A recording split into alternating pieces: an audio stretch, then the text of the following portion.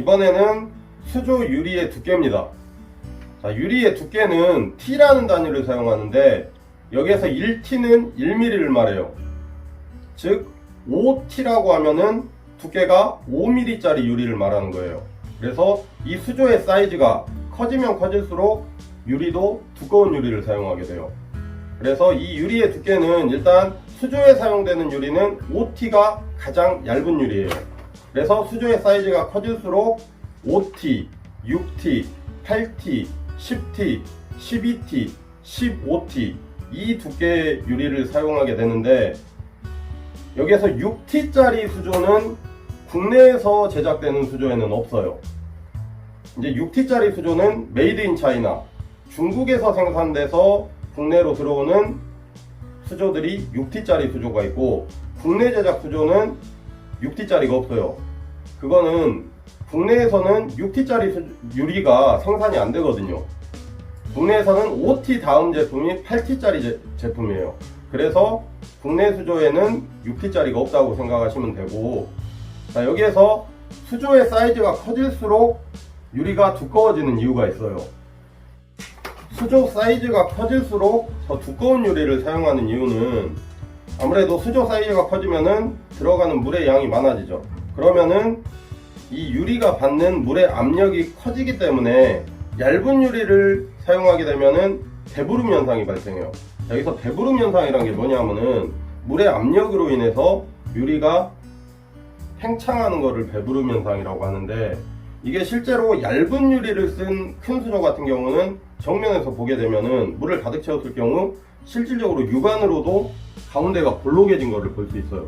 이 측면도 그렇지만 위에서 봤을 때, 특히 위쪽 같은 경우는 아무래도 열려 있기 때문에 압력에서 약할 수밖에 없어요. 그래서 이 위쪽에서도 볼록하게 팽창되어 있는 모습을 볼 수 있어요.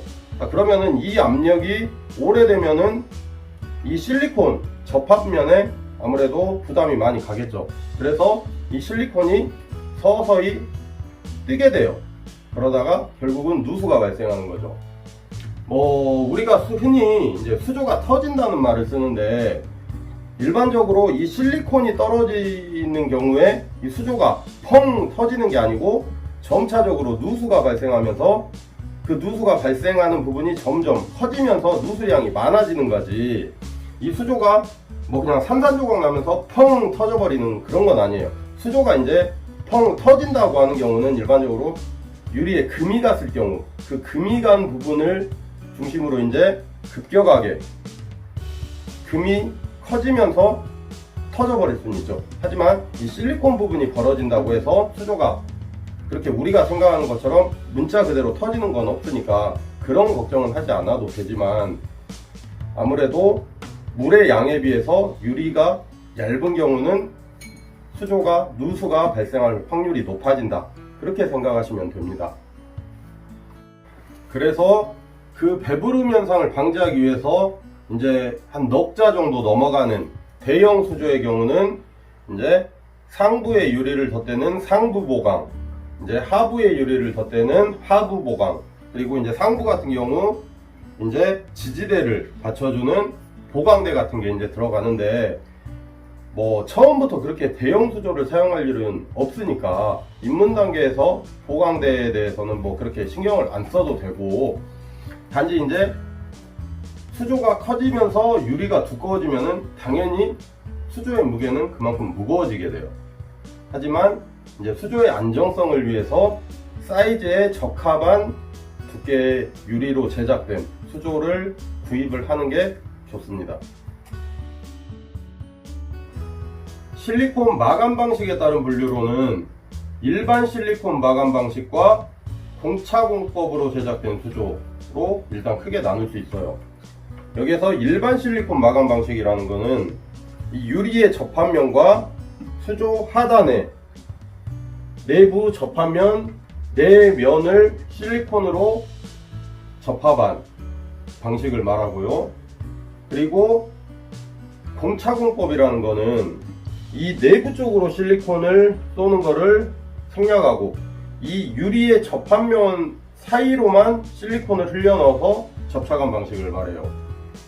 그래서 아무래도 일반 실리콘 마감 방식에 비해서 공차공법은 눈에 보이는 실리콘 접합을 하지 않기 때문에 외견상 더 깔끔해 보이죠.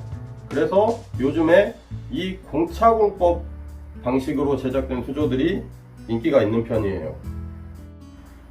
그러면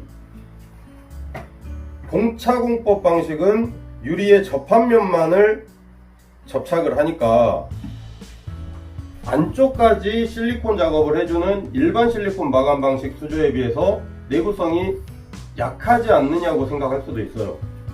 그런데 요즘에 석자, 넉자 정도의 대형 어항들도 이 공차공법 방식 제작 수조로 나와요. 그리고 현재까지도 많은 사람들이 이상 없이 잘 쓰고 있고요. 그렇기 때문에 공차공법이라고 내구성이 떨어질 거라고 걱정을 할 필요는 없는 것 같아요. 그래서 자기가 나는 좀 불안하다 하면은 안쪽까지 2차 실링이 된 수조를 선택을 하면 되고, 나는 깔끔한 게 좋다 그런 사람들은 그냥 공차공법 방식으로 제작된 수조를 쓰면 돼요. 저 같은 경우는 이 석자공법 같은 경우도 전부 공차 방식으로만 제작된 수조를 사용을 하고 있는데 아직까지 전혀 별다른 문제는 발생을 하지 않으니까 굳이 그런 내구성에 대한 의심은 거두셔도 될 것 같습니다. 물의 양 계산하는 공식입니다. 자, 이 수조 안에 들어가는 물의 양을 계산할 때는 가로 곱하기 세로 곱하기 높이 나누기 1000을 하시면 이 수조 안에 들어가는 물의 리터 수가 나와요. 단위는 센치로 계산하시면 됩니다. 자, 만약에 미리로 계산하시면은 나누기 만을 해주시면 되겠죠. 그래서 가로, 세로, 폭, 세로가 폭이죠. 그 다음에 높이를 곱한 숫자에 나누기 1000을 해주시면은 그게 바로 이 수조에 들어가는 리터 수입니다. 이 수조에 뚜껑이 꼭 필요하냐에 대해서 이제 말씀을 드리자면은 뚜껑은 있는 게 여러모로 장점이 많습니다. 일단 수조 내부로 이물질이 혼입되는 거를 많이 방지를 해주고요. 그리고 이게 물의 증발량을 줄여줘요.